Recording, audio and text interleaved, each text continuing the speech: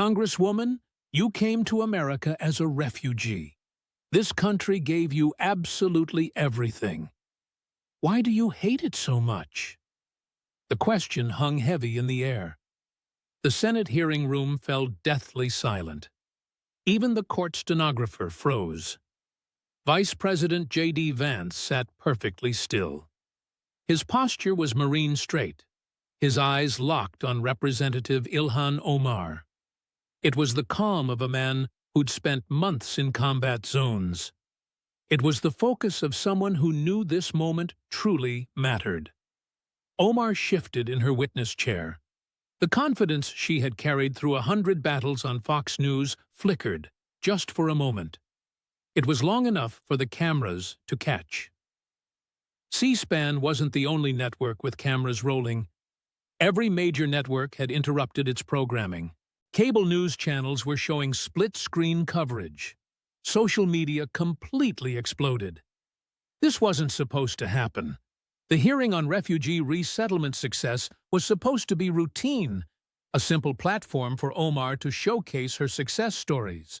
Instead, the vice president, a Marine veteran, an Appalachian success story, the youngest VP in modern history, had turned it into something else entirely. The gallery was packed. On the left side were progressive activists, wearing hijabs in a show of solidarity. They held "Refugees Welcome" signs. On the right side stood veterans in their dress uniforms. Their service medals glinted as they stood for the man asking the question. In between them sat the Somali-American refugees, who were not activists. These were real people who'd built businesses, joined the military. They were people who loved America. They were watching, and they were waiting. Senator Grassley leaned into his microphone. "Vice President Vance, the witness has been sworn in," he said. "You may proceed." Vance didn't move right away. He let the silence build. He let America lean in closer. When he finally spoke, his voice was measured, almost gentle. "Thank you, Mr. Chairman." He looked down at the 3 thick folders in front of him. They were filled with government documents, public records, and FEC filings, evidence that simply couldn't be dismissed. "Congresswoman, I want to start by acknowledging something. Your story is remarkable. You were in a refugee camp in Kenya, arrived here at 12, became a naturalized citizen at 17, and were elected to Congress at 36. It's an incredible journey." Omar relaxed just a little bit. This was familiar territory for her. "By any measure, you represent the potential of the American dream. You are the promise that anyone can come to this country and succeed." He paused, then picked up the first folder. "Which is why what I'm about to show America is so deeply disturbing." Omar's lawyer leaned forward. The progressive activists shifted in their seats. The veterans leaned back, satisfied. Vance opened the folder and pulled out a document. "This is your refugee application from 1995. I want to walk through how you got here." He pulled out another document. "And what you've done since." Then another. "The money you've taken." And another. "The statements you've made." And one more. "The allegiances you've maintained." Omar reached for her glass of water. Her hand was trembling. Vance looked directly into the C-SPAN camera. "What you are about to witness is not a partisan attack. This is not Islamophobia. And it's not racism. It's accountability, backed up with evidence." He turned back to Omar. "Let's start with how you got here. While thousands of Somali refugees waited for years for resettlement, your family's application was processed in just 8 months. Let's talk about privilege. Drop a flag emoji if you're ready to see how the American dream can be corrupted by someone who never truly appreciated it." Room 216 of the Senate Hart Building was designed to be intimidating. It had soaring ceilings, mahogany panels, and oil paintings of former senators staring down with the judgment of history, with American flags flanking the chairman's desk. But today, something felt different. The usual political theater, senators on their phones, staffers passing notes, was replaced by something raw and real. The semicircular arrangement of the senators' desks created an amphitheater, with the witness table as the stage. Representative Ilhan Omar sat right there, her microphone positioned perfectly, her name placard looking official. Behind her stood her expensive lawyer, her chief of staff, and 2 communications aides. They had spent weeks preparing for this, anticipating questions about refugee policy, and maybe about Israel. They had all their talking points ready. What they had not prepared for was J.D. Vance. The vice president sat at a 90-degree angle to Omar, close enough to make eye contact, but far enough away that it felt like a courtroom. It was like a prosecutor and a defendant. His folders were aligned with perfect precision. Behind him, a former Marine intelligence officer stood with his arms crossed, scanning the room. The gallery was divided like a hostile wedding. On the left, there were squad T-shirts and Muslim Votes Matter signs. There were members of the Congressional Progressive Caucus and professors from Georgetown. On the right, there were veterans with medals, Gold Star families, Somali American business owners wearing flag pins, and members of Jewish organizations who had been fighting her anti-Semitism for years. In the middle were journalists from all over the world. This hearing was supposed to be completely routine. Then word leaked that Vance was planning to go hard. It quickly became the hottest ticket in Washington. C-SPAN's live feed crashed twice. Fox News cleared its entire schedule. MSNBC brought in extra commentators. CNN deployed its legal analysts, sensing that potential crimes might be revealed. Chairman Grassley adjusted his crooked glasses. He read his prepared statement in that familiar Iowa grandfather cadence. The Committee on Homeland Security and Governmental Affairs meets today to examine our refugee resettlement programs. We have invited Representative Omar to provide her testimony. We have also invited Vice President Vance, as a former member and the administration's point person on immigration, to ask questions. The formality of it all was just a thin veneer. Everyone knew exactly what was coming. Omar had dressed very carefully. She'd spent 90 minutes on her outfit that morning. She chose a burgundy hijab that would look good under the camera lights. She wore a dark blazer and a cream blouse, conservative enough for Washington, but distinctive enough to signal her identity. Her makeup was camera-ready. Her expression was composed and practiced. She had given her opening statement 15 minutes earlier. She spoke for 5 minutes on the refugee experience, America's humanitarian tradition, and the contributions of immigrants. They were standard progressive talking points, delivered with practiced emotion. Her voice caught when she talked about her journey. She took a strategic pause when mentioning separated families. The left side of the room applauded. The right side sat stone-faced, with their arms crossed. Now, it was Vance's turn. He stood up slowly and deliberately. At 6'1", his military bearing made him seem even larger. He wore a dark suit, perfectly tailored but not flashy. It was professional. A flag pin was positioned just right on his lapel. His wedding ring caught the light. His face was weathered from time spent in harsh environments. He didn't look old. He looked tested. Thank you, Mr. Chairman. Congresswoman Omar, thank you for being here.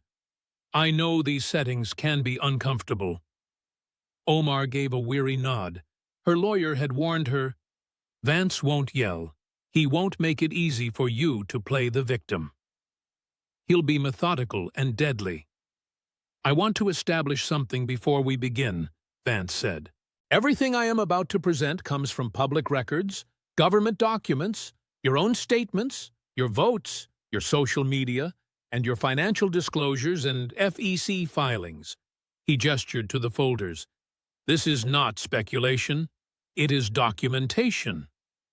He opened the first folder, pulled out a document in a clear plastic sleeve, and held it up for the cameras to see. The Department of State seal was clearly visible. This is your family's refugee application from 1995. It was approved. Your family arrived on October 21st, 1995. You were approximately 12 years old, correct? Omar leaned toward her microphone. Yes, that is correct. And you're grateful to the United States for accepting your family? Of course. Good, I'm glad to hear you say that. Because what I'm about to present might suggest otherwise. And I want to give you every opportunity to explain the contradictions between your supposed gratitude and your actions. The mood in the room shifted. Journalists leaned forward. Cameras zoomed in. The gallery went completely still. Senator Warren tried to interrupt. Mr. Chairman, I object to that characterization. Grassley's gavel came down hard.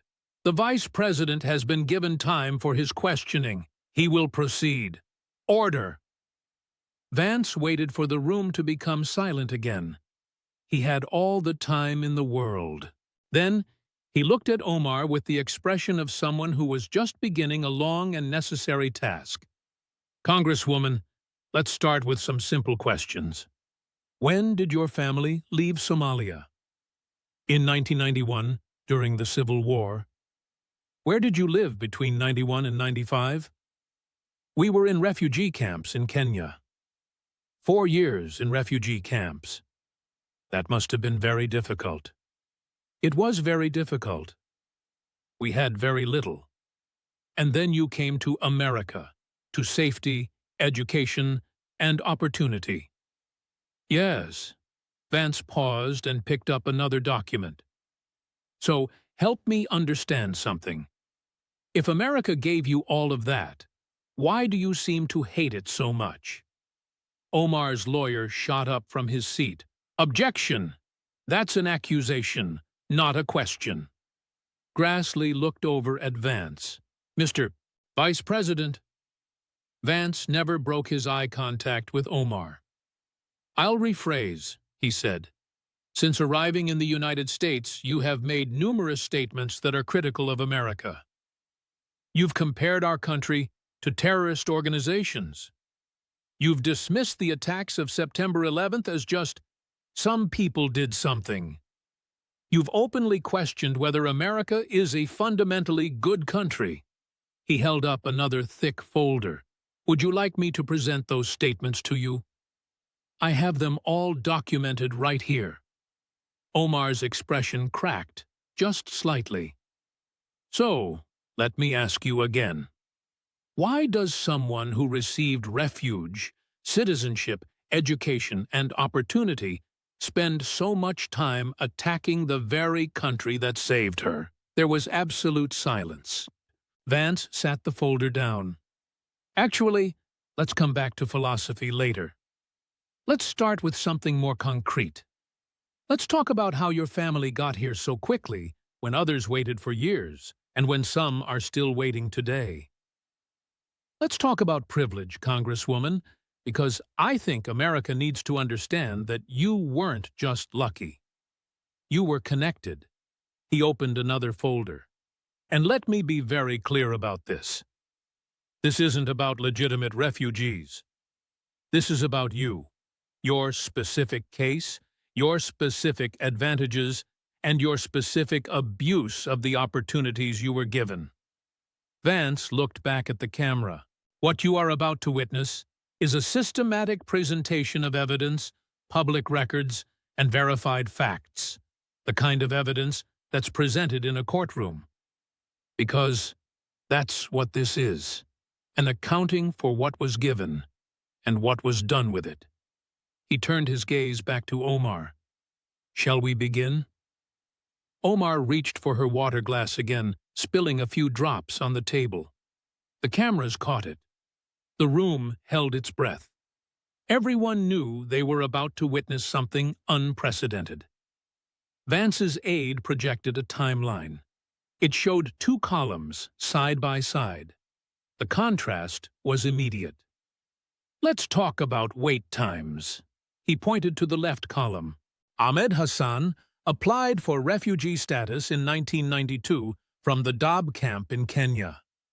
Same circumstances as your family, same threat level.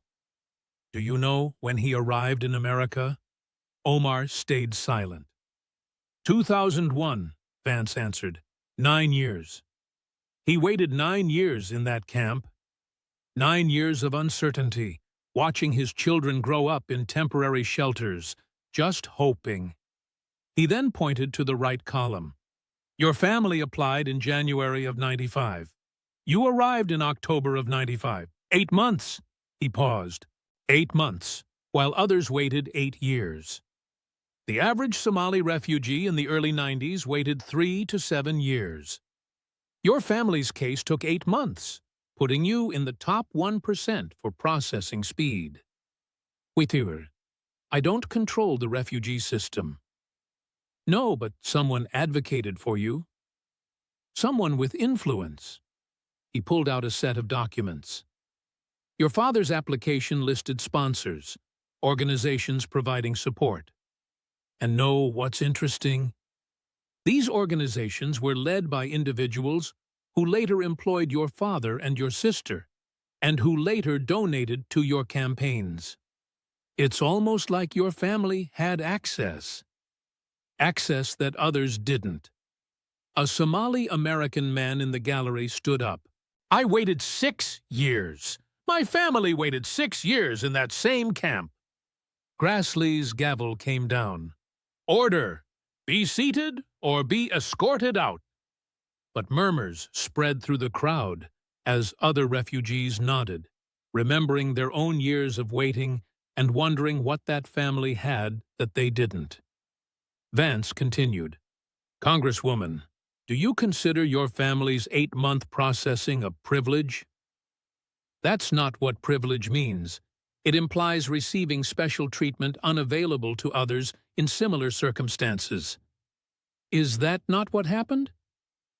The system processed you based on connections, based on advocacy, based on access. He pulled out State Department documents. The standard process involved multiple steps. First, UNHCR screening, 3 to 6 months. Second, a U.S. agency referral, 6 to 12 months. Third, UECIS interviews, often multiple rounds a year apart. Fourth, security clearances, which for a Somali applicant took 12 to 18 months. Fifth, medical exams, taking several months. He looked up. Your family's file shows an expedited status at every single stage. UNHCR noted special circumstances warranting accelerated review. Your agency referral took 3 weeks instead of 3 months. You had a single USCIS interview instead of multiple rounds. Your security clearance took 2 months instead of 12. Your medical exams were expedited. Every single step was accelerated. That doesn't happen by accident. That happens when someone is making calls. He projected a photo. This is your family, 1 year after your arrival. The year is 96. You're in your father's Minneapolis apartment. The room looks comfortable. New furniture, a large TV. That television cost $800 in 96. That was expensive for established Americans. For a refugee, 1 year in the country, that's impossible. He moved to the next photo. This is you at Roosevelt High in 99, 4 years after your arrival. A teenage Omar, well-dressed, new backpack, an expensive calculator. Roosevelt was a private college prep school. Tuition was $8,000 per year. How did your father afford that? By driving a taxi? My father worked very hard. I'm sure he did. But let me show you something. He held up bank records. This is your father's bank account from '97, 2 years after his arrival. At that point, the average refugee family had saved maybe $2,000. Your father had $47,000.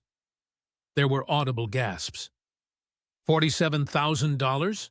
How does a taxi driver save that much in 2 years while supporting a family of 7 and paying $8,000 in tuition? At this, Omar's lawyer stood. These aren't private documents. They're public records from the government assistance programs your family claimed. Everything here was filed with state agencies or is in court records. Grassley nodded. Continue. Vance turned back to her. I'm not suggesting illegality. I'm suggesting something worse, ingratitude. You received opportunities that others waited years for. You received support. Others never got that kind of privilege, even among refugees. Your family had connections, resources, and access, and you got to live the American dream faster than almost anyone. He clicked to a new slide, with names scrolling down the screen. These are Somali refugees who applied in the '90s and are still waiting. 27 years later, they are still in camps, still hoping, still believing in the same dream you got to live. His voice dropped. And you've spent your time in Congress questioning whether that dream is even worth having. A crushing silence filled the room. We'll return to the matter of privilege. But that foundation is established. You received special access. The question is what you've done with it, how you've honored it, and whether you've built up America or torn it down. He picked up a second, thicker folder. Let's move on to how you stayed in America. Your path to citizenship is even more interesting. He pulled out a marriage certificate. Let's talk about your marriages, plural. Omar went pale. Journalists began typing frantically. This was it. The allegations that had dogged her for years. The elephant in the room that no one in Congress had officially addressed until now. Your immigration status was secured through marriage. Multiple marriages. Marriages with interesting timing and questionable circumstances. He held up the certificate. Let's walk through this timeline together, because Americans deserve to understand exactly how you obtained your citizenship, and whether that process involved fraud. Omar's hand shook as she reached for water. The entire room leaned forward. This was about to get much worse. Vance projected another timeline. It was simple, and it was devastating. Let me walk everyone through this carefully. In 2002, you had a faith marriage to Ahmed Hirsi in the Somali tradition, correct? Yes, in the Islamic tradition, which is recognized in our community, but not recognized by Minnesota law. I understand that different cultures exist. That's fine. He moved to the next entry on the timeline. In 2009, you and Hirsi had your first child, a son. You were still in a faith marriage, correct? Yes. Also in 2009, the same year you had a child with Hirsi, you legally married someone else. A British national named Ahmed Noor Saeed Elmi, correct? The room fell silent. Yes. Why? The question hung in the air, simple, direct, and impossible to answer honestly. Why did you legally marry Mr. Elmi if you were in a faith marriage with Mr. Hirsi and had just had a child with him? That's a personal matter. It becomes a public matter when it involves immigration law. He pulled out an apartment leases. This is from 2010. The address is 3744 10th Avenue, South Minneapolis. The names on the lease are Ilhan Omar and Ahmed Hirsi. He paused. Your legal husband was Ahmed Elmi. You were legally married to him, but you were living with a different man. Explain why. Omar's lawyer stood up. Mr. Chairman, these private matters have no bearing. They have every bearing on immigration fraud. Marriage fraud is a federal crime. It carries a 5-year prison sentence and a $250,000 fine. This committee has a legitimate interest in whether a sitting member of Congress committed that crime. The gallery erupted. Grassley banged his gavel. Order! When the room was quiet again, Grassley looked at Vance. Mr. Vance, no direct accusations without substantial evidence. Do you have evidence of fraud? I have circumstances that merit an investigation. I have patterns and documents. Let me continue. He clicked through a series of slides. These are your 2010 tax returns, which you filed jointly with Hersey. But your legal spouse was Elmi. In 2011, your second child was born. The father is listed as Hersey. Your legal spouse was still Elmi. In 2012, your third child was born. The father was Hersey, but your legal spouse was still Elmi. From 2013 to 2017, you posted social media photos with Hersey at family events. One caption read, "My rock, my everything," posted in 2015. You were still legally married to Elmi until 2017? Vance paused, letting the information sink in. For 8 years, you were legally married to a man named Elmi. But during those same 8 years, you lived with Hersey, had children with Hersey, filed taxes with Hersey, and called Hersey your husband on social media. Explain this arrangement. The silence stretched on. Omar looked at her lawyer. He subtly shook his head. Don't answer.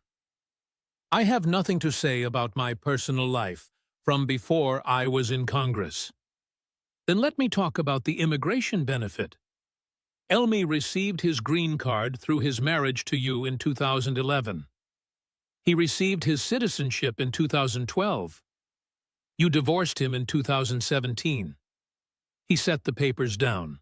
You marry him right when he needs legal status. He gets a green card, then he gets citizenship. Then you divorce him 5 years after he becomes a citizen and immediately marry Hersey, the man you'd actually been with the entire time. He looked out at the gallery. Does this seem legitimate, or does this seem like an immigration arrangement? He pulled up a comparison slide. A legitimate, marriage-based green card requires evidence. Things like joint bank accounts, joint leases, photos together, testimony from friends, evidence of a shared life. He went to the next slide. In your marriage to Elmi, were there joint bank accounts? None were found. Joint leases? None. Photos together? None. Testimony from friends? None. Any evidence of a shared life? None. This marriage had zero evidence of being a real relationship. What it did have was an immigration benefit. Elmi got his citizenship. And what did you get, Congresswoman? Congresswoman Omar's silence was damning. There are allegations, which I won't repeat here without proof, about the specific nature of your relationship with Elmi. What I will say is that the pattern strongly suggests an immigration arrangement, not a marriage. And if that's true, it's fraud. He held up a copy of the federal statute. Title 8, U.S. Code, Section 125, Marriage Fraud. Any individual who knowingly enters into a marriage to evade immigration laws shall be imprisoned for not more than 5 years, or fined not more than $250,000, or both. Are you accusing me of a crime?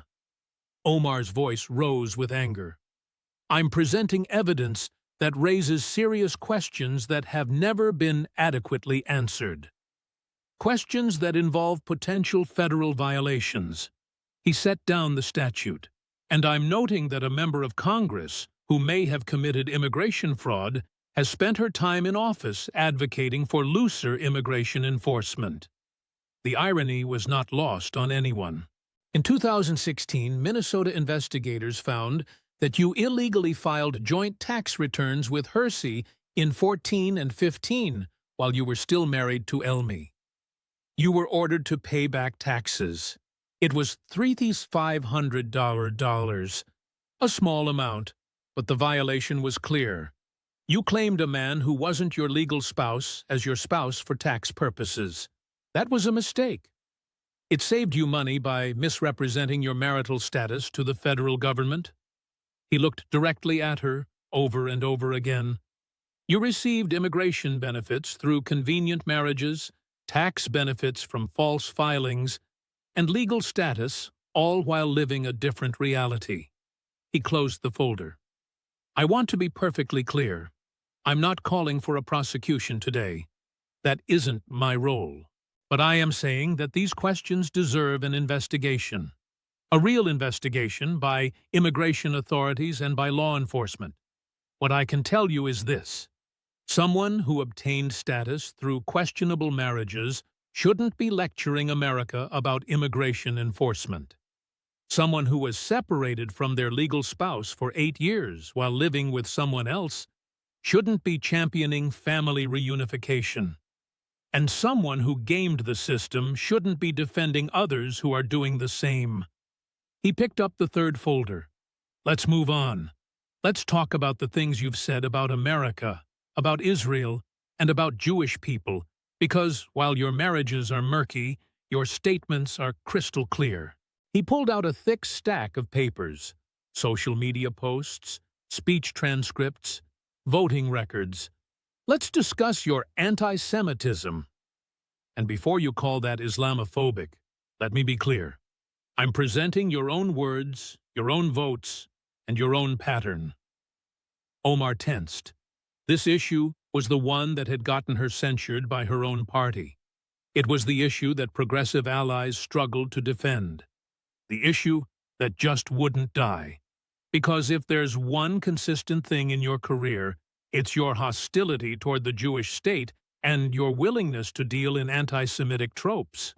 He held up the first tweet. Let's start with, Israel has hypnotized the world. Those were your words in 2012. You admitted years later that this was anti-Semitic. So why did you say it? He didn't wait. It's all about the Benjamins, baby. Your explanation for Israel's support. That's an ancient anti-Semitic trope that claims Jews buy influence. You apologized and then you said similar things again. Another tweet. I should not be expected to have allegiance to a foreign country, questioning the dual loyalty of Jewish Americans. It's another anti-Semitic trope. He looked up. Do you see the pattern? I do. And more importantly, the American Jewish community does. In the gallery, members of Jewish organizations leaned forward. Some of them had tears in their eyes. They had fought her statements for years, only to be dismissed as right-wing activists.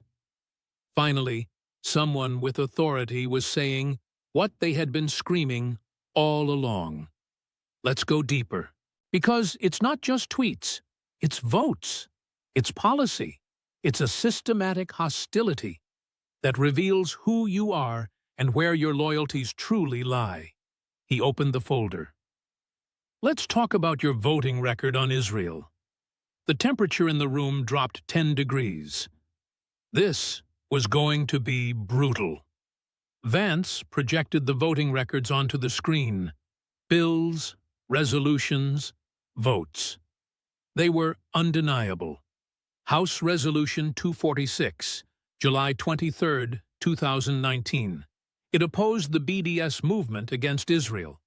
BDS seeks to economically strangle the only democracy in the Middle East. So how did the House vote? He clicked the remote. 498 members voted yes. It was one of the most bipartisan votes of that session. Click, 16 members voted no. You were one of them. Why? The resolution suppressed free speech. It opposed a movement that singles out the Jewish state for economic warfare, while ignoring actual human rights abusers. China runs concentration camps. Do you support BDS against China? That's different. Saudi Arabia executes gay people. What about BDS against Saudi Arabia? We should. Iran hangs protesters. BDS against Iran? Silence. But Israel, the Jewish state, the one democracy, the one place where Arabs serve in parliament, that's the one that deserves a boycott, in your view. Next vote. House Resolution 1072, September 21st. This was for Iron Dome funding, a purely defensive system that intercepts rockets and saves civilian lives. How did you vote? No, you were one of only 9 members who voted against protecting Israeli children from rockets. His voice began to rise. Children in southern Israel have just 15 seconds to get to a shelter when Hamas fires. Iron Dome saves their lives, and you voted against it. Why would you oppose protecting Jewish children? I oppose offensive. It is not offensive. It intercepts. It's defense. Unless you believe Jewish children don't deserve protection. Of course not. Then why vote against it? He moved on.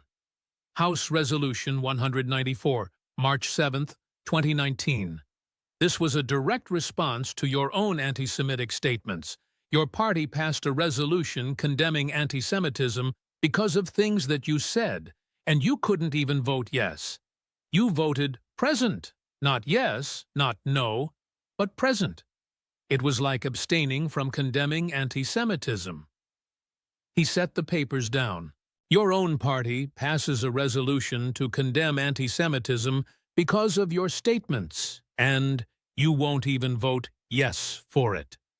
He pulled up her Benjamin's tweet thread. Let's revisit this for a moment. I want everyone here to understand what you said and what it means. He read it aloud. It's all about the Benjamins, baby. You were saying that Jews use money to buy influence. That's not an analysis. It's an anti-Semitic trope. The next tweet from your thread. AIPAC, the American Israel Public Affairs Committee. You said they were buying votes. Never mind the fact that AIPAC doesn't even donate to campaigns. It's a lobbying organization, not a PAC. But you didn't care about that detail because you weren't making an analytical point. You were trafficking in anti-Semitism. You apologized and said you didn't realize the connotations. You claimed you were learning. Then, 3 weeks later, he clicked the remote. You did it again. I should not be expected to have allegiance to a foreign country. He set down the papers. Do you know what dual loyalty means? It's not. Dual loyalty is the accusation that Jews are more loyal to Israel than to their own home countries. It's been used to justify persecution for centuries, in Russia, in Germany, everywhere. Anti-Semites want to mark Jews as other, as not truly American, as suspect. He pulled out a letter. This is from 70 Jewish members of Congress, both Democrats and Republicans, asking you to stop using these tropes. 70. Your own colleagues were telling you that your words cause harm, and your response was to accuse them of trying to silence you. He clicked to her response tweet. I am told my colleagues need to be educated on anti-Semitism.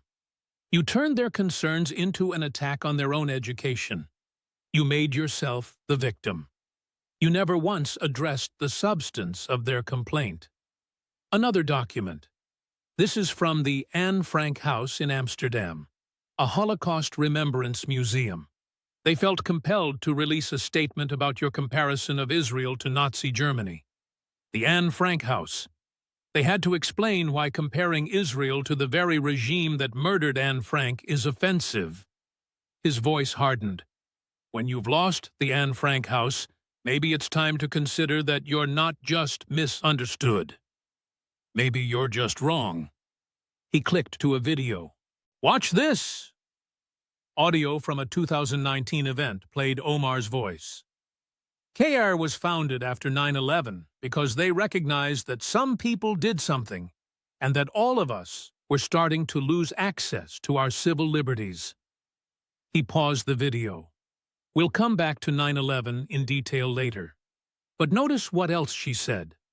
All of us, meaning Muslims. You lumped the concerns of Jewish Americans about anti-Semitism in with post-9/11 discrimination. It was as if Jewish Americans were somehow responsible. Another clip, this one of Omar questioning Elliott Abrams. Would you support an armed faction in Venezuela that engages in war crimes if you believed they served U.S. interests? He stopped it. On its face, it's a policy question, but you have to know the context. Everyone understood that Elliott Abrams is Jewish.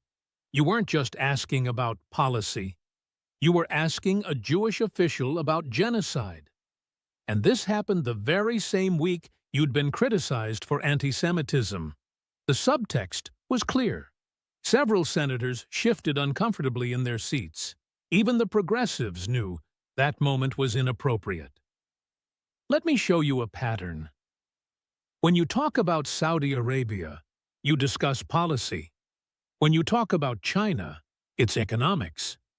When you talk about Russia, it's interference. But when it comes to Israel, he clicked through a series of her quotes. Israel has hypnotized the world. May Allah awaken the people and help them to see the evil doings of Israel. It's all about the Benjamins, baby. Political influence that says it's okay to push for allegiance to a foreign country. We must have the same accountability for all victims of crimes against humanity, she said, while comparing Israel to the Taliban and Hamas. Every single statement uses anti-Semitic tropes: evil, money, dual loyalty, moral equivalence with terrorists. This isn't policy criticism. This is hostility toward Jews. He pulled out a bound report. This is from the Zionist Organization of America, documenting 45 separate instances of anti-Semitic statements made by you. 45 in less than 4 years. He held it up for everyone to see. Each one is cited. Each one contains your exact words, and each one shows the same pattern. Singling out Israel, using anti-Semitic tropes, and then claiming victimhood when you're called out. He set it down on the table. You're not being silenced. You're being criticized. There's a difference, and you can't seem to tell the difference. In the gallery, a Jewish woman stood up. My grandfather survived Auschwitz and came to America for freedom, and you use your refugee status to spread the same hate. Grassley banged his gavel. Order! The gallery will be silent or it will be cleared. But the woman's voice had broken something open. Other Jewish members stood up, not shouting, but just standing. A silent accusation. Vance let the moment breathe, and then he spoke quietly.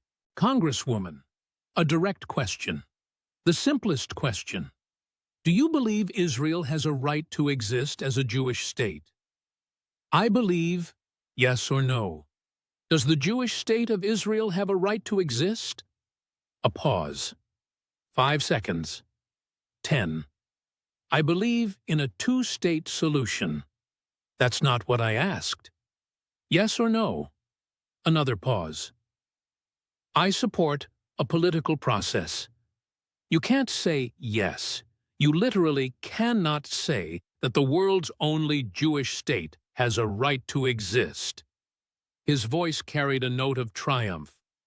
That's because you don't believe it does. Your anti-Semitism isn't about Israeli policy. It's about Jews. Your refusal to answer proves it. He closed the folder. Now, let's talk about money. While you've been so focused on Israeli lobbying, you've been quite busy with your own campaign funds. And where those funds went is fascinating. He opened the next folder. Let's talk about Tim Min, your current husband, who runs a consulting firm that's been getting massive amounts of your campaign money. So, Shall we follow the money? Omar's face went pale. Money crimes are what bring down politicians. They always have. Now, comment if you're tired of double standards, because we're about to show you how this supposed crusader against corruption got rich off campaign donations from the very people she claims to fight for. Vance then projected a flowchart showing money flowing from Omar for Congress to the E Street Group and then out to various expenses. Let me tell you about consulting fees. Most people don't really understand how campaigns work, so let me break it down for you. He pointed to the chart. Most house campaigns spend money on a lot of things: TV, radio, mail, staff, office space, travel, and yes, consulting for digital strategy, social media, that kind of thing. He then pulled out some comparison numbers. The average house campaign in a district that's actually competitive spends about $300,000 on digital consulting. That's pretty typical for a full election cycle. He paused. Now, in your district, you won by 40 points. There was no real race. The Republican candidate barely even campaigned. You were guaranteed to win. So, how much did you spend on consulting? He pointed to the number. And just let it sit there. $1.18 million. Over $1 million went to a consulting company in a race you were guaranteed to win. To a company run by... He paused again. Let me walk you through the timeline. Click. In 2018, you hire E Street Group, which is run by Tim Minette. At the time, he's married to someone else, and you're married to Ahmed Hirsi. In 2019, you divorce Hirsi. Then, Minette gets divorced. His ex-wife alleges in her divorce filings, which are public court documents, that you were having an affair with her husband. Your campaign denied it. Then, in 2020, you marry Tim Minette. He pointed to the numbers. In the first year you hired his company, back when you weren't married, it was $600,000. The next year, after marrying him, it was over $1 million. The year after that, another $1 million. And the year after that, another $1 million. In 4 years, that's $4 million. All of it to your husband. He pulled out the detailed payments. But let me show you what makes this really interesting. What you supposedly paid for. He clicked through the slides and read slowly. Digital strategy, $312,000 in 22 alone for a safe house race. What does digital strategy cost? Around $300,000. Click. Video production, $289,000. You posted 63 videos in 22. That comes out to $4,600 per video. The average professional campaign video costs between $2,000 to $5,000. You paid nearly double. Click. Social media management, $267,000. But you have 2 social media staffers on your payroll. Those are separate line items. So if your staff is doing the social media, what exactly did E Street Group do for $267,000? Click. Website development, $98,000. Your standard campaign website. Well, a standard campaign website costs between $15,000 to $50,000. You paid $98,000. He pulled up the industry rates.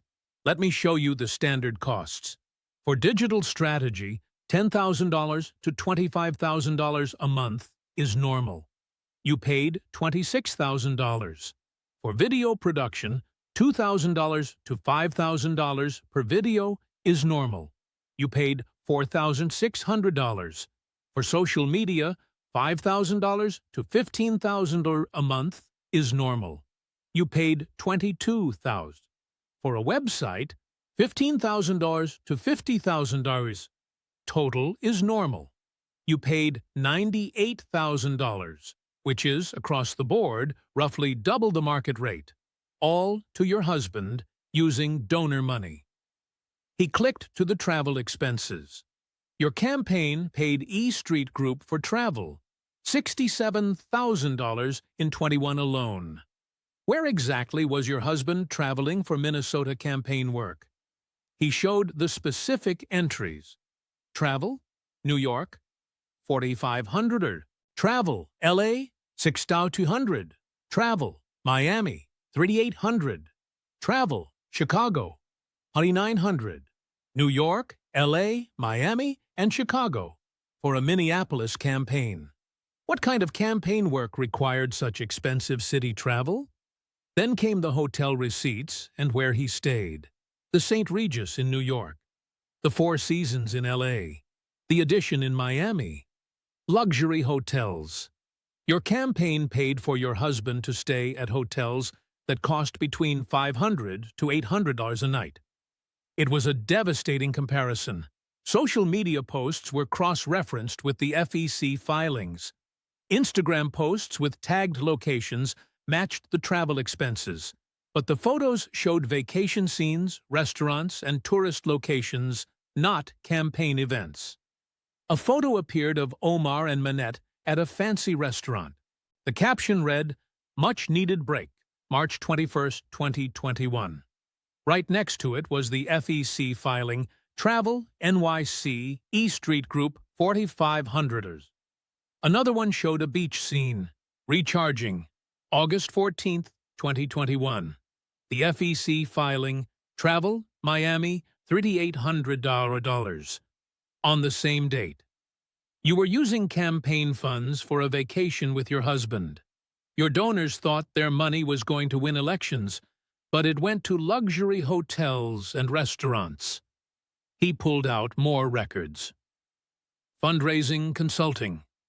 You paid E Street Group $203,000 in 22. But here's an interesting chart that shows your fundraising by quarter.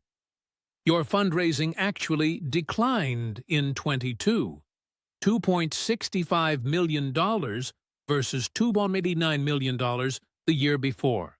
That's a $240,000 decrease, yet you paid $200,000 for fundraising expertise that resulted in worse performance. So either your husband is terrible at fundraising, or the whole point was just paying your husband. A new section appeared showing the federal law on this is very clear. Here's the relevant statute. Federal candidates are not allowed to use campaign funds for personal use. And personal use includes payments to family members unless those payments are at fair market value for services that were actually rendered and were necessary for the campaign. He read it again, slower. Fair market value. You paid double the rate for services actually rendered, which appear to be luxury hotels and vacation photos. Necessary, but you won by 40 points. Then came the letters from watchdog groups. The Campaign Legal Center filed a complaint with the FEC requesting an investigation back in 21. It's still under investigation. The Foundation for Accountability and Civic Trust, a different organization, also requested an investigation in 22. Both organizations, one from the left and one from the right, looked at your finances and said something's wrong here. Then came the comparisons to other representatives. Representative Don Young of Alaska was fined $59,000 for improper spending. Chakafata of Pennsylvania was convicted and sentenced to 10 years for fraud. Duncan Hunter from California was convicted and got 11 months for converting funds to personal use. You've paid your husband's company more than all of these violations combined. Over $4 million, and you're still in office, still raising money, and still paying your husband. And for the final slide, let me show you what $4 million could have done.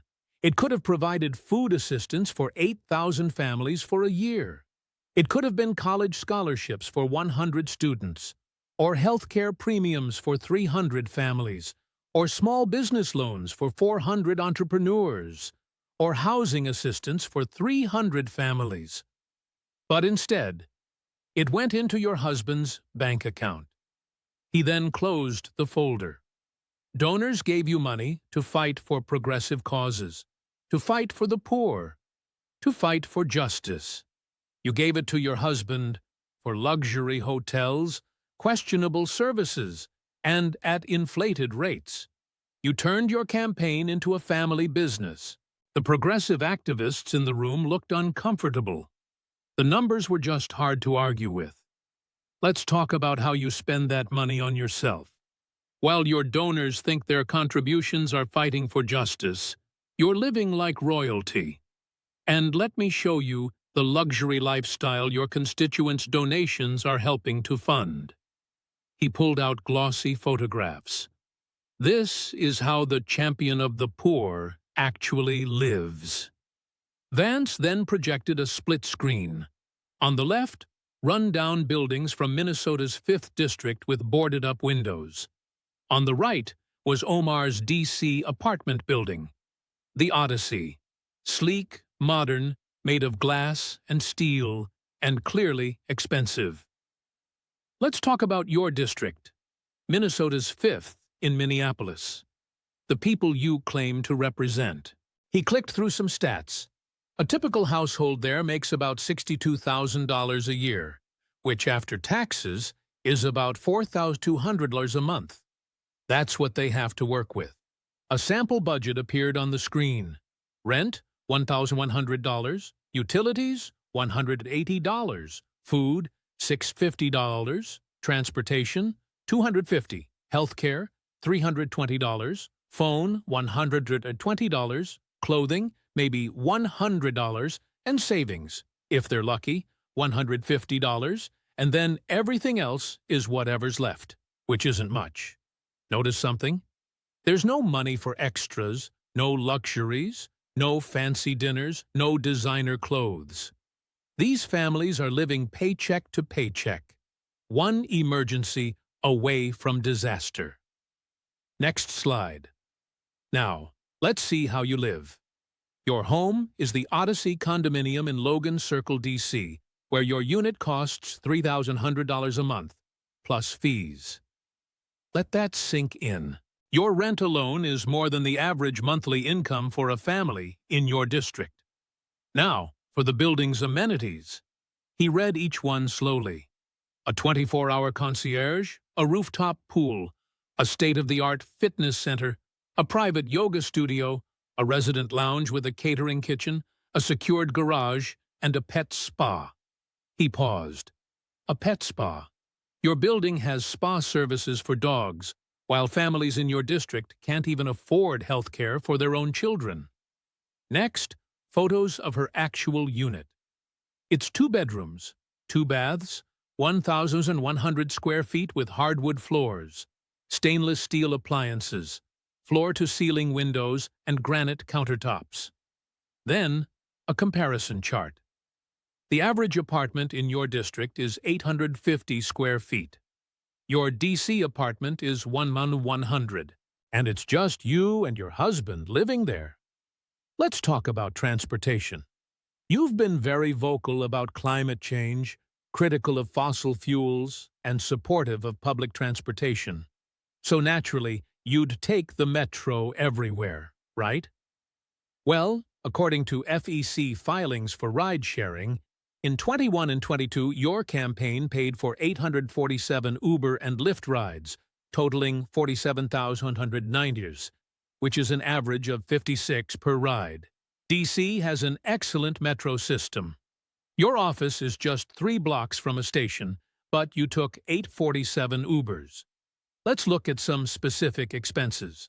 On December 12, 21, an Uber from your apartment to your office cost $23.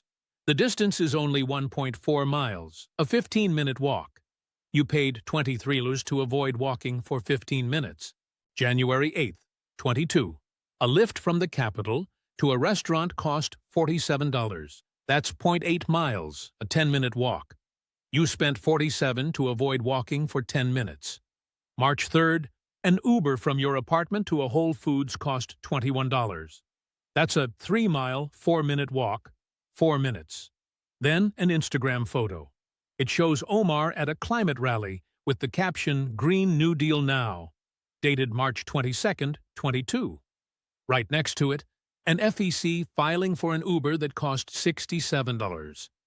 On the same day, you took a $67 Uber to a climate rally, a rally that was about reducing the use of fossil fuels. Now for the clothing section, and now for your wardrobe. You've positioned yourself as a woman of the people. But your Instagram tells a very different story. Photos appeared with price tags added. A cream blazer from Max Mara Weekend, $2,480. A handbag. The Valentino Rock Stud, $3,195. Sunglasses from Gentle Monster, $385 a pair. And you own at least 6 pairs. Shoes from Jimmy Choo, about $700 a pair. Even your hijabs are designer. Versace, Hermes, Dolce & Gabbana, running between $400 to $800 each. Look, I don't care if you wear expensive clothes, you're in Congress, you have a good salary. Spend it how you want. What I do care about is the hypocrisy. You rage against income inequality while wearing a blazer that costs 4 months' rent for one of your constituents. You talk about the rich not paying their fair share, while carrying a purse that costs more than a family's entire monthly income. Let's put it side by side. On the left, the people in your district with their Target bags, bus passes, and second-hand clothes. On the right, there's you, Omar, with Max Mara, Valentino, Uber Black, and Whole Foods. You're not living like the people you're supposed to represent. You're living like the very people you claim to be fighting against. Let's talk about your restaurant expenses, where you eat, and what it costs. According to FEC reports, you spent $347 at Fiola Mare, an Italian seafood place known as one of DC's most expensive. Then there's Capital Grill for $423 across 4 separate charges in 2022. RPM Italian for $289, and at New DC, you spent $556. That $556 dinner was charged to your campaign during the pandemic. This was a time when restaurants in your own district were closing down for good. A time when families were lining up at food banks. To be specific, it was March 15th, during the first week of the COVID lockdown. I have photos from that time. Long lines at food banks in Minneapolis, closed businesses, masks, and a sense of fear. And here's the next receipt. Capital Grill for $423, also on March 15th. That same week, restaurants in your district were shutting down permanently. Small businesses were dying, families were losing everything they had. And you were having a $400 dinner on the campaign's dime, while your constituents were waiting in line for free food. For a final comparison, let's look at 2 budgets, side by side. The median household in District 5 has a monthly income after taxes of about $4,200. Rent is around $1,100, utilities are $180, and food costs $650. Every dollar has to be accounted for, leaving a discretionary income of $0. There's absolutely nothing left over, no room for error, and certainly no luxuries. Now, Ilhan Omar's household has a monthly income of approximately $18,000, combining your congressional salary with your husband's company income. Your DC rent is $3,100, utilities are $200, and food, based on your restaurant choices, is probably around $2,000. Transportation costs you $0 because the campaign pays for your Uber. Healthcare is $0 thanks to your congressional plan. Your phone is $0 because the campaign pays for it. Your clothing, which includes multiple designer items, probably costs around $4,000 a month. Travel costs you $0 as the campaign pays for it. Dry cleaning is also $0, paid for by the campaign. Your total fixed costs come to about $9,300. That leaves you with a discretionary income of $8,700 every month. You have more spending money per month than your constituents earn in total. And much of your lifestyle is subsidized by campaign funds, by donors, by people who thought they were funding progressive causes. Here's a final photo from a community event showing you, Omar, with your constituents behind you. You see families in modest clothes, kids in hand-me-downs, and people who just look tired. And then Omar stood out. She wore a designer hijab, an expensive blazer, and had perfect makeup with manicured nails. It was like a celebrity doing a photo op. Just look at this. Really look at it. You're not one of them anymore, and maybe you never were. You're just performing, using them for your own gain. Their struggles have become your brand, and their poverty is your platform. But you're not with them. You're standing above them. He closed the folder. There are refugees who love America, who work 3 jobs and save every dollar, just dreaming of having a fraction of what you have. They aren't angry that you're successful. Success, after all, is the American dream. They're angry because you're ungrateful. You take the success this country gave you and use it to attack the very nation that made it possible. He picked up the next folder, which was heavier, and said, "Which brings us to loyalty. Your lifestyle is one thing, pure hypocrisy, but your allegiances are something else entirely. It's about whether you're an American first or something else first." He opened it. "Let's discuss Somalia, your relationship with the Somali government, and where your heart truly lies. Americans deserve to know, who do you really serve? Is it the country that gave you everything, or the country you left behind?" The Somali Americans in the room leaned forward. This was their question, the one they had been asking for years. Flag, if you want to know where her loyalty lies. The room braced for what was next. Vance pulled up a split screen. On the left was the American flag, and on the right, the Somali flag. "You are an American citizen," he said. "You took an oath to the Constitution and swore allegiance to the United States." He paused. "But your actions suggest your heart lies elsewhere." He then played a video clip of Omar speaking in Somali at an event in Minneapolis. The subtitles read, "We are Somalis first, Muslims second. We are not American. This is a temporary home. Our nation is Somalia. Our future is there." The room erupted in chaos. Omar shot up from her seat. "That translation is false," she exclaimed. "We had 3 independent, professional translators review this clip, and all of them reached the same conclusion," he stated. He signaled and said, "And to ensure there is no question, I have brought one of them here today." A man stood up from the gallery wearing a marine dress uniform with Somali features, a purple heart, and a bronze star. Sergeant First Class Abdi Hassan, born in Mogadishu, came to the U.S. in 2003, 8 years after you did. He joined the Army in 2006 and served 3 tours in Afghanistan. He has a Purple Heart and a Bronze Star with Valor, and he is fluent in Somali. The sergeant approached the table. Grassley nodded. Vance played the clip again. "Sergeant Hassan, you've reviewed this clip.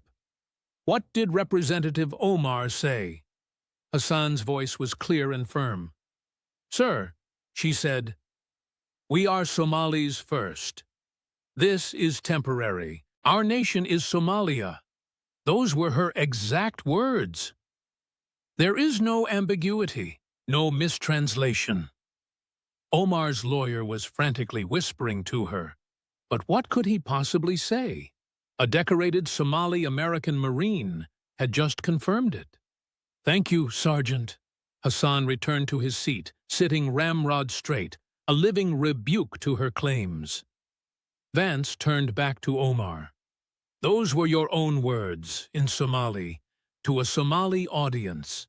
When you thought Americans wouldn't understand, you told them your loyalty is to Somalia, that this is just temporary, and that Somalia is your real nation. He played another video from a different event. The translation read, "I will always fight for Somalia. I will use my position to help our country." Our country? You mean Somalia, not America. You're in the U.S. Congress. You swore an oath to America, but you're telling Somali audiences that Somalia is our country. He then showed her Twitter feed in 2 columns. On the left were tweets about America, and he read them slowly. America is fundamentally broken. This is not going to be the country of white people. There is systematic oppression in every American institution. American imperialism. This country's greatest sin. On the right were her tweets about Somalia, which had a very different tone. Beautiful Somalia, our homeland. Proud of the Somali president. Somalia's future is bright. Our Somali community is strong. Never forget our Somali roots. Do you notice the difference? He asked.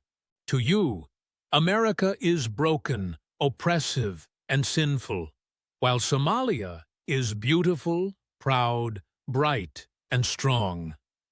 Which country do you actually love? He brought up her travel records. You've made multiple trips to Somalia since taking office.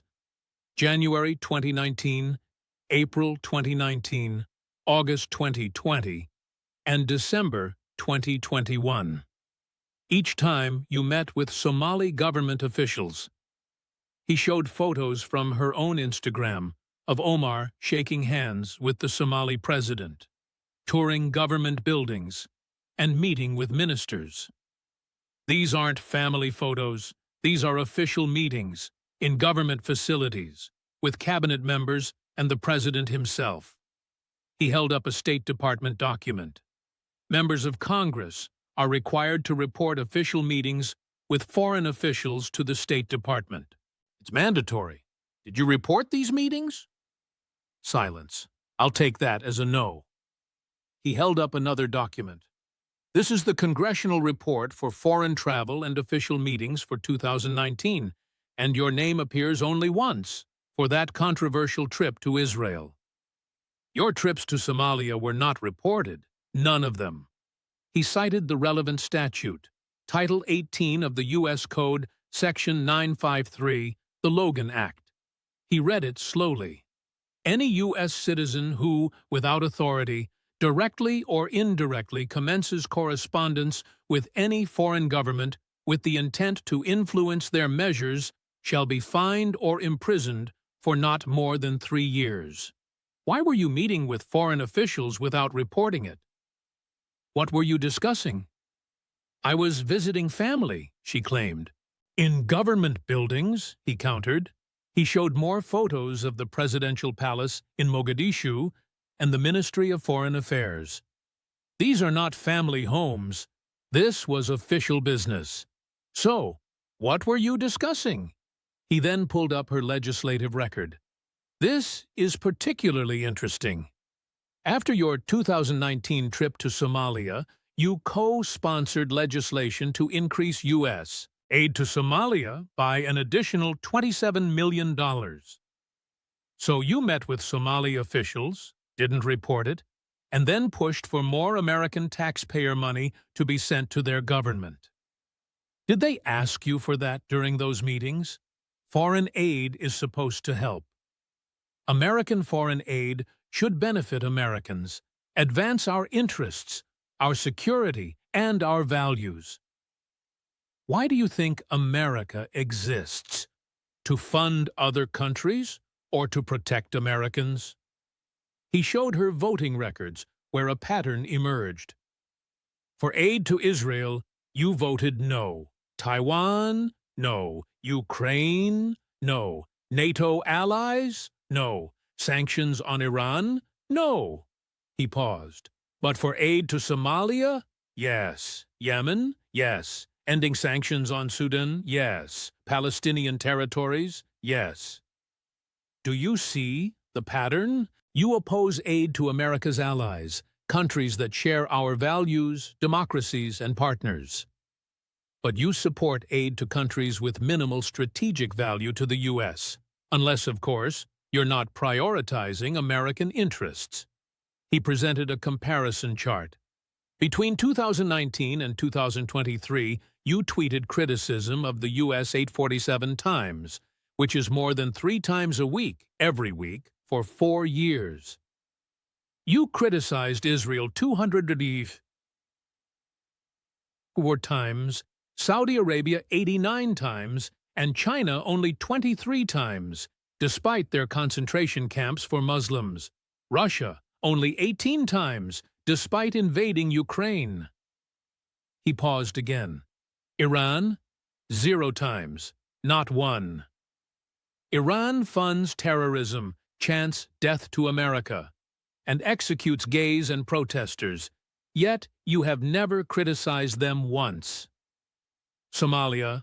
0 times, not once in 4 years. So you've never criticized Somalia or Iran, but you constantly criticize America. Why is that? He played a video of Omar at a protest. She was chanting, "No war, no sanctions, hands off Iran." This was in January 2020, right after Iran had shot down a Ukrainian plane, killing 176 people, after funding Hezbollah and Hamas, and after developing nuclear weapons. And you were protesting American sanctions. He showed a document, a letter signed by 150-odd members of Congress, condemning Iran's treatment of protesters. Women were murdered by the morality police. Protesters were executed. These are basic human rights violations, and you refused to sign this letter. Why? "I don't sign performative letters," she replied. Performative? Women were being murdered and executed for showing their hair, and you call opposing that performative? But you'll sign letters about Palestine, Kashmir, and Yemen, just not about Iran, not the regime that funds terrorism against America. He played another video of Omar at a Somali event. The translation read, "We must remember who we are. We must stay connected to our homeland and use our positions here to help our people there."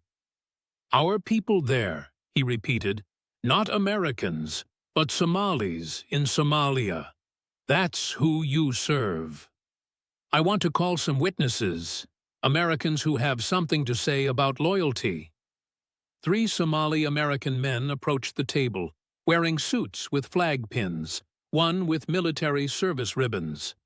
The first man spoke, his English accented but clear. "My name is Muhammad Ali. I came here in '98, 3 years after you, and I drive a taxi in Minneapolis, just like your father. I've raised 3 kids. They all went to college, and one is even a doctor. I love America. America gave me everything. I am an American, not a Somali American, just American." The second man, Ahmed Yusuf, came in 2001, owns 3 restaurants in Minneapolis, employs 27 people, pays his taxes, and he votes. "I am an American first," he said. "Somalia is where I was born, but America is my home, my future, and my children's future." Then there was a third man, this one in a military uniform. Captain Abdi Hassan, not a sergeant, a captain. He had the same story. He served in the 10th Mountain Division. He did 2 tours in Afghanistan and 1 in Iraq. "I bled for this country," he said. He held up his hand, the scars clearly visible. "I lost 2 fingers to an IED. I watched my friends die, all because this country gave my family refuge, Because I am an American. Not a Somali American, an American. All three men then looked directly at Omar. The first man spoke again. You bring shame on us. You had the same chance we did. Maybe even a better chance. Maybe you got special treatment. But you chose politics over gratitude. You chose Somalia over America. You do not represent us. There was silence. Their testimony was undeniable. These were real refugees who came after Omar. They had no connections. They just worked harder. And they loved America more.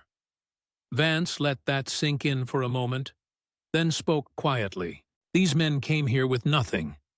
You came with connections. They built their lives through hard work. You built a political career through privilege. They love America. You seem to resent it. Why is that? She gave no answer. Let me ask you directly. Hypothetically, if a war broke out between Somalia and the United States, which side would you support? That's a hypothetical question, she replied. It's a loyalty test. It's a question every American should be able to answer immediately. So, which side? I would support peace, she said. That's not an answer. If you were forced to choose, American soldiers fighting Somali soldiers, which side would it be, America or Somalia? The pause stretched on. 5 seconds passed, then 10, 15, 20, as the camera zoomed in and the room waited, but she couldn't say the word America. Your silence is the answer. You can't say America because you're not sure. Your loyalty is divided, and somewhere in your heart, you're still Somali first, just using America while secretly loving Somalia.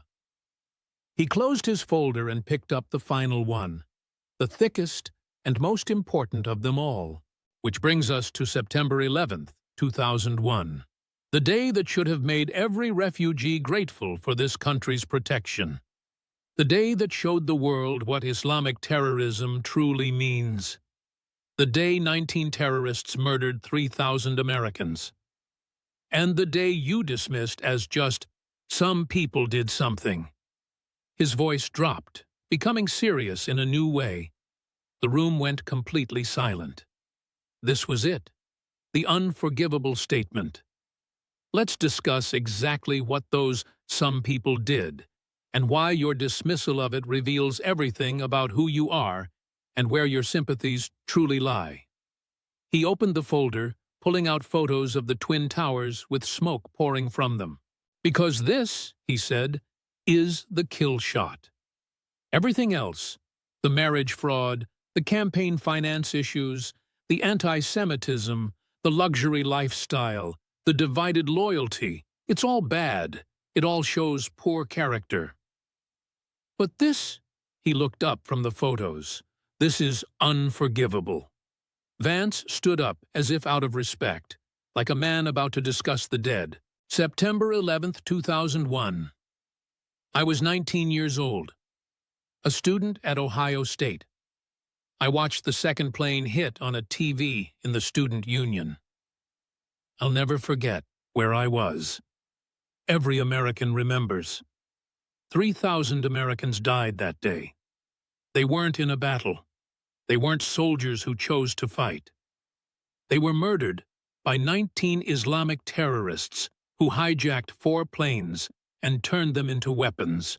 He held up more photos, both towers smoking. These weren't military targets. They were office buildings, filled with civilians just going to work on a Tuesday morning. Secretaries, accountants, janitors, people whose only crime was being an American. He showed another photo, a horrible one. It showed people jumping, choosing to fall to their deaths rather than burn alive. Some people did something. That's how you describe this. Let me play your exact words for the committee. An audio clip began to play. It was Omar's voice. casual, dismissive. KR was founded after 9/11 because they recognized that some people did something and that all of us were starting to lose access to our civil liberties. He stopped the audio. Let's break down that statement, word by word. Because words matter, especially when you're discussing mass murder. Some people, not 19 Islamic terrorists, not Al-Qaeda, not jihadists who had declared war on us. Just some people, as if it were anyone, as if it were random. He held up the next photo. First responders running toward the towers as they did something. Not murdered 3,000 Americans, not committed the worst terrorist attack in history. Not flew planes into buildings. Just something, as if they'd littered. The photo showed the South Tower collapsing. And then you said, all of us were starting to lose access to our civil liberties. You made Muslims the victims of 9/11. You made it about discrimination against Muslims. Not about the 3,000 people who were murdered. Not about their families, not about the first responders who died trying to save them. No, you made it about Muslims facing extra scrutiny. He faced Omar directly. Those some people had names. Mohammed Atta, Marwan al-Shahi, Ziad Qud Jarrah, Hani Hanjour. They were specific people, Islamic terrorists, acting in the name of jihad. They said so themselves. They left videos. They left wills. They explained exactly why they did it. For Islam. For Allah. To punish America. Names began to scroll on the screen behind him. These people have names, too. Jeffrey Cole, Christian Adams, Donald Jones, Karen Martin, Charles Burlingame. Would you like me to read all 2,977 of them? Every single one of them deserves more than just something happened. He paused on a specific section of the list. The heroes of Flight 93, Todd Beamer, Mark Bingham, Tom Burnett, Jeremy Glick, they charged the cockpit, they fought the terrorists, and they prevented that plane from hitting the Capitol or the White House, giving their own lives to save countless others. And you reduce their sacrifice to some people did something. The first responders, 343 firefighters died running into those burning buildings while everyone else was running out, climbing stairs in full gear. They knew the buildings might collapse, but they went in anyway, because saving American lives mattered more to them than their own. More photos appeared, firefighters covered in ash and dust. Your phrase doesn't honor them. It doesn't respect their sacrifice. It minimizes it. It erases it. The Pentagon. 184 people died at the Pentagon. Military personnel and civilian veterans who had survived actual war zones were murdered at their desks. Your phrase doesn't honor them either. He then played a clip of her supposed apology. I was obviously talking about the aftermath and how all of us Muslims were subjected to collective punishment. Still making Muslims the victims. Still not acknowledging what actually happened. Still not saying that Islamic terrorists murdered Americans. Let me be crystal clear about what you did. You minimized the worst terrorist attack in American history just to score political points, trying to make Muslims seem like the primary victims instead of the people who were actually killed. You used language that shows nothing but contempt for the 3,000 dead. He then signaled to an aide, I've invited some people who have earned the right to speak about 9/11. People you owe an explanation to. 3 people approached the witness table. One was a firefighter in his dress uniform, FDNY. Another was a woman in her 60s clutching a photograph.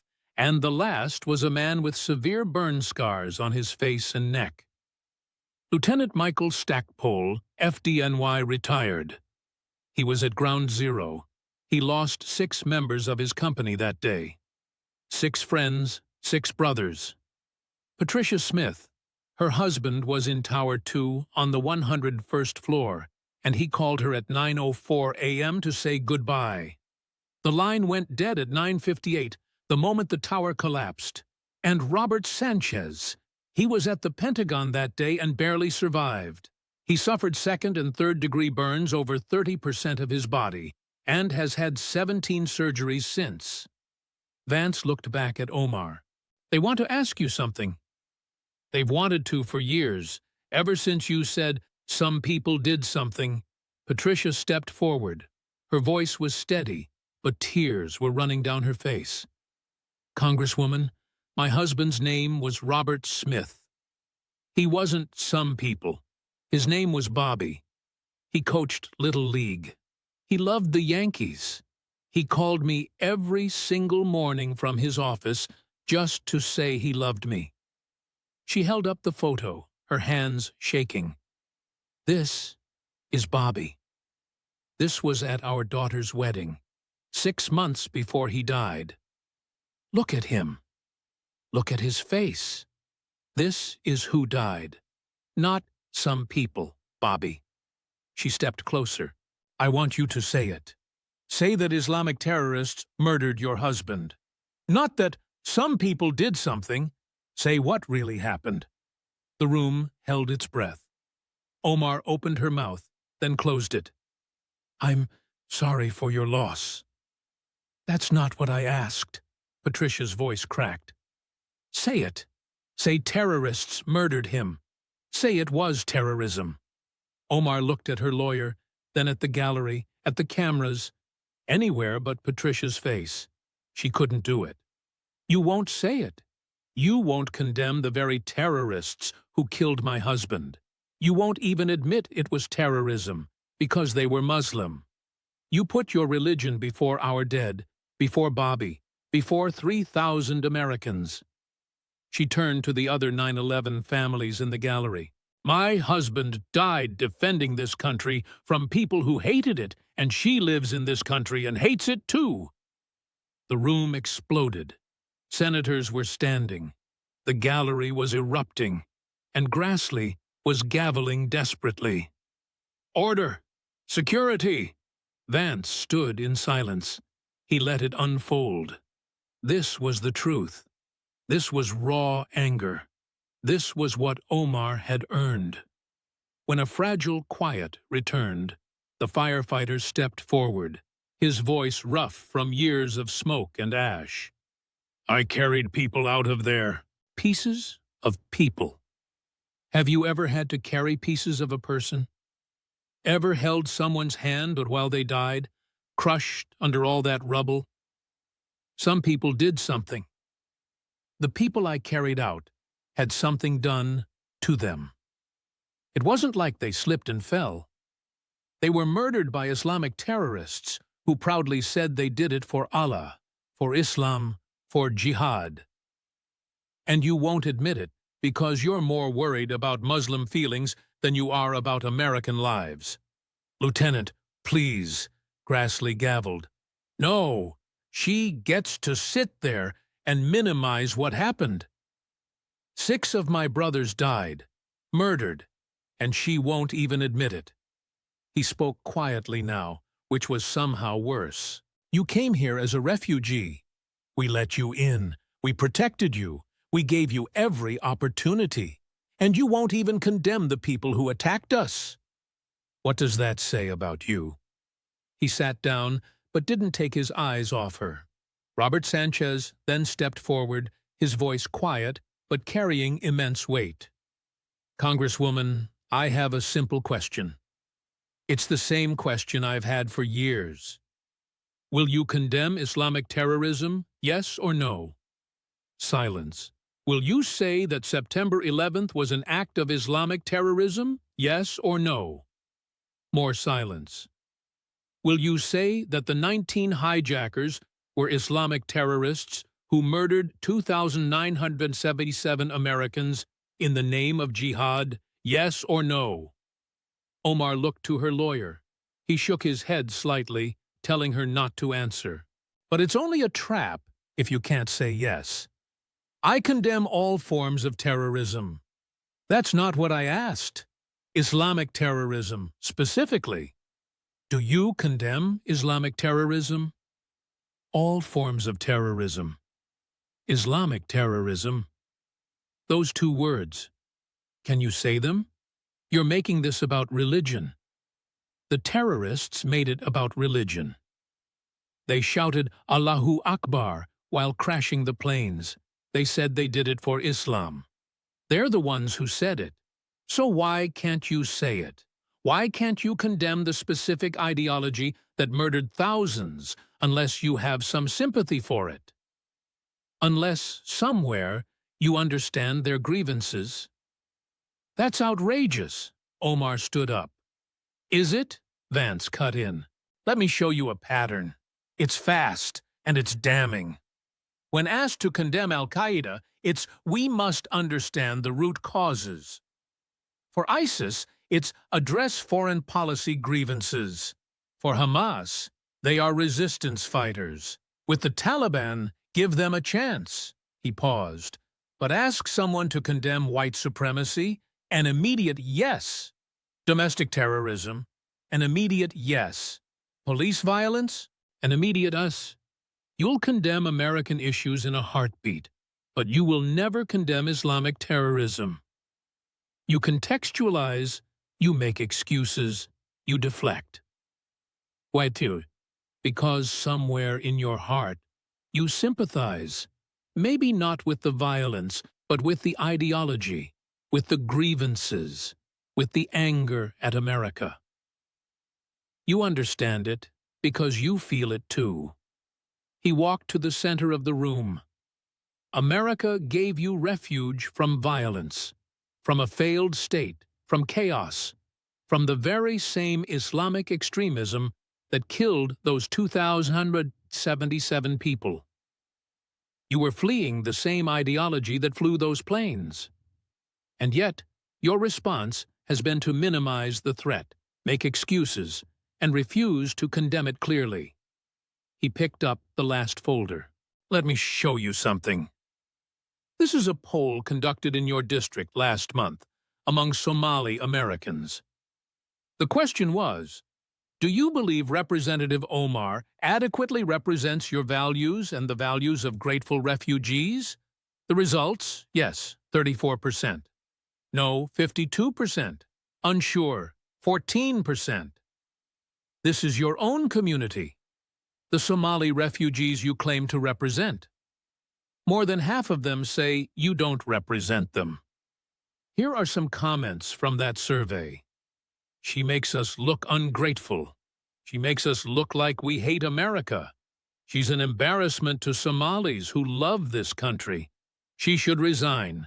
Vance looked directly into the camera. This woman came here with nothing. Actually, less than nothing, and received special treatment that most refugees never get. We gave her everything. Education, safety, opportunity, political power, a seat in Congress. He turned back to Omar. And you've spent every single moment since questioning whether we deserved to give it. You've attacked the country that saved you, aligned yourself with its enemies, refused to condemn its attackers, lived in luxury while representing poverty, paid your own family with campaign funds, trafficked in anti-Semitism, and shown more loyalty to Somalia than to the American Congress you serve. He gathered his folders. You're not a refugee success story. You're a cautionary tale, a warning about what happens when gratitude is replaced by grievance, when opportunity is met with resentment, and when America's generosity is repaid with condemnation. He stood tall. I'm done. Mr. Chairman, the record speaks for itself. The evidence is overwhelming. The pattern is clear. He took one last look at Omar. Congresswoman, thank you for being here. You've taught America an important lesson. Not everyone who comes here grateful stays grateful. Not everyone who receives an opportunity uses it honorably. And not everyone who waves the flag actually loves the country it represents. He walked toward the exit, paused at the door, and turned back. You should be ashamed, but I don't think you are. And that's the saddest part of all. He left. The door closed with a quiet click. The room exploded. The media rushed out. Progressive activists started shouting. Veterans were saluting. 9/11 families embraced each other. Somali Americans nodded in agreement. Omar sat alone at the witness table, isolated, exposed, and destroyed.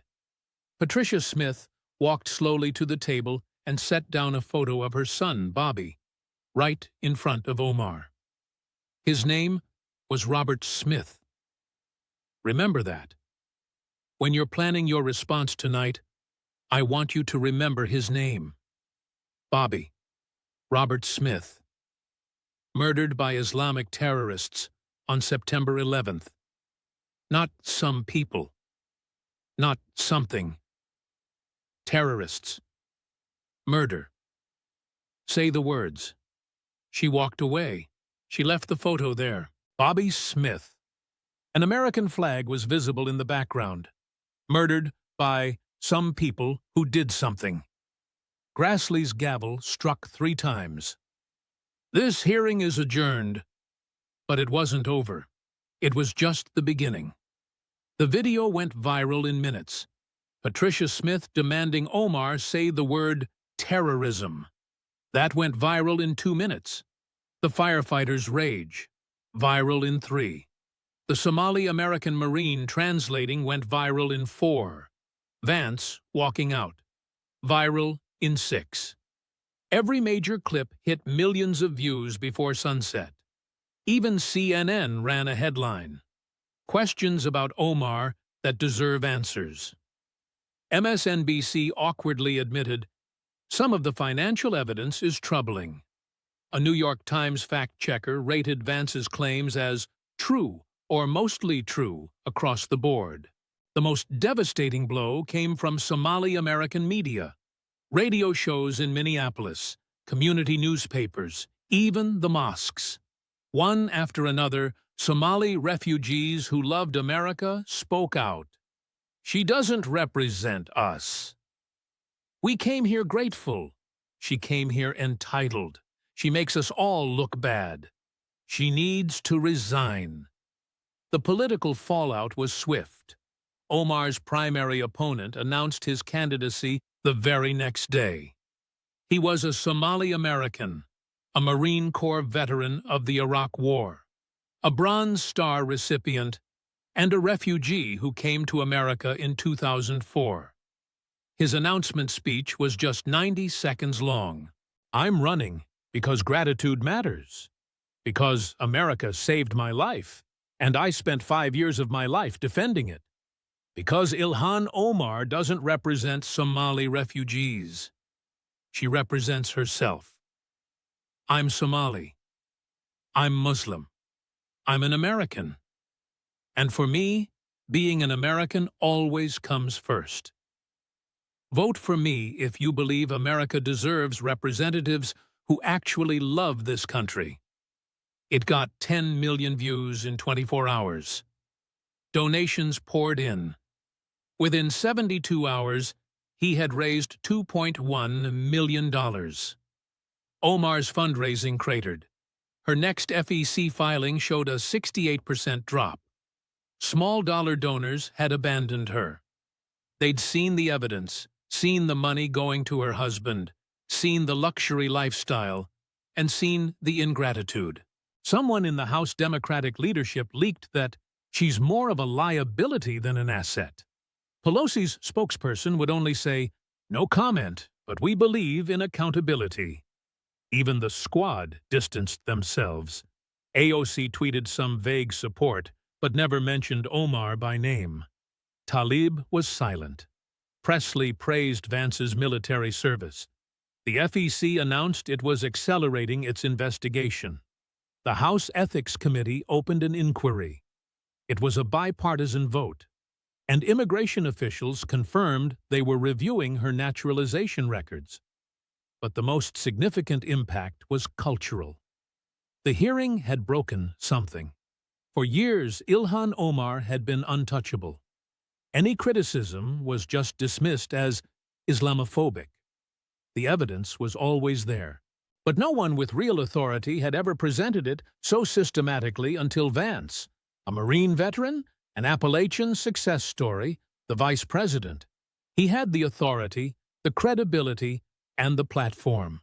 He had presented evidence, asked hard questions, and demanded answers. There was no yelling, no dramatics, just documents and facts. Within 2 weeks, Omar's approval rating in her district dropped from 62% to 41%. Among Somali Americans, it plummeted to 29%. A Minneapolis community center held a town hall. 300 people attended. The topic was, what it means to be a grateful American. Speaker after speaker, refugees who had built businesses, veterans who had served, students who had earned scholarships, all stood up to talk. And every one of them said the same thing. We love America. An elderly Somali woman was the last to speak. She had arrived in '96. She spoke in broken English with a thick accent. I come here with nothing. America give me everything. My son is a doctor. My daughter is a teacher. I am American. I love America. She was in tears. Ilhan, Omar. She forget. She forget what we escape from. She forget what America give us. She is ungrateful. The room erupted in applause. It was genuine, and it came from the heart. Vance's approval ratings soared. His favorability among independents jumped 12 points. Among veterans, it jumped 23 points. And among first-generation immigrants, 18 points. 3 months later, Omar announced she would not be seeking re-election. I want to spend more time with my family and focus on my activism. Translation: she couldn't win. Her internal polling showed her down 32 points to the Somali American Marine. The Marine won the primary with 67% of the vote. The general election was just a formality. He won easily. In his victory speech, he said, I am grateful to America. This country gave my family refuge. It gave me an education, and it gave me opportunity. I will spend every single day in Congress honoring that gift. I will serve America. Not Somalia, not any one religion, not any one ethnicity. Just America, because I am an American, and there is no higher honor. He received a minute-long standing ovation. Omar watched it all from her expensive D.C. apartment, the one with the pet spa right outside. A small group of protesters stood outside silently. Their signs read, We remember 2,900 terrorists murdered Americans. Grateful refugees love America. Robert Smith. Never forget. And there was one more sign, held by an elderly man in a USMC cap. It just said, Thank you, VP Vance. The privileged refugee met the son of Appalachia. Entitlement met earned success. Ingratitude met service. And America decided which one deserved power. The evidence won. The truth won. America won. The refugee princess met the Marine. Special treatment met hard work. Divided loyalty met American first. And in the end, the receipts won. J.D. Vance didn't destroy Ilhan Omar with rhetoric. He destroyed her with her own words, her own votes, her own financial records, her own statements, and her own actions. With evidence, documents, facts, and truth that simply can't be spun. Some refugees come to America and say, Thank you. They work 3 jobs, learn English, raise their kids to be Americans, serve in the military, build businesses, and give back to the country that saved them. But some refugees come here and say, "You owe me more." They exploit connections, pay their families with campaign funds, live in luxury while claiming to represent poverty, and constantly criticize the country that saved them while praising the one they fled. Ilhan Omar showed us which kind she is. This isn't about all refugees. Refugees who love America are heroes. Refugees who serve America are patriots. Refugees who build America are success stories. This is about one person who received everything and gave back nothing but criticism and contempt. This is about accountability. This is about gratitude. This is about one refugee who forgot what fleeing war really means and what safety truly costs. If you think representatives should love the country they represent, share this. If you believe campaign money should never line the pockets of family members, then share this. If you think calling horrific acts "some people did something" dishonors 4,977 victims, share this. If you believe divided loyalties have no business in Congress, then share this message. If you feel gratitude truly matters, please share this far and wide. Go ahead and drop an American flag. If you stand alongside the 9/11 families who sought answers, drop some fire. If you're tired of ungrateful politicians, then drop a salute. If you're a veteran who served the nation that Omar criticizes, or a grateful immigrant who loves America, drop a heart. Make sure to share this story with absolutely everyone. Don't forget to tag your representatives. Force them to answer. Do they stand with evidence and accountability, or with excuses and deflection? Because if we fail to demand gratitude from those we offer refuge to, we'll simply end up with more individuals like Ilhan Omar. And truly, America deserves so much better. Share this right now. The evidence, it's all public. The truth has come out. Let's make sure everyone sees it. The so-called refugee princess had her moment of reckoning. Now it's up to America to decide. Do we reward gratitude, or do we reward grievance? Do we choose to honor those who build America up, or those who try to tear it down?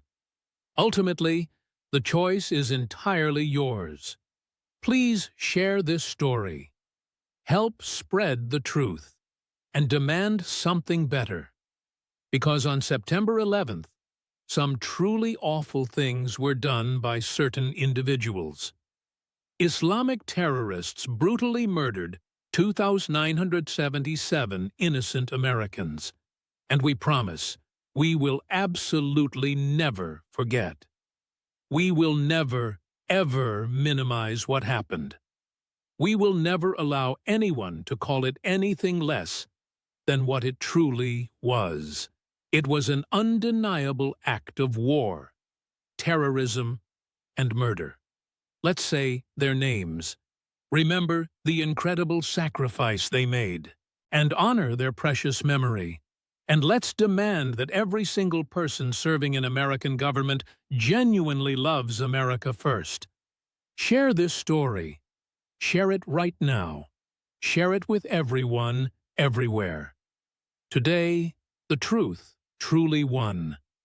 Let's make sure it wins tomorrow.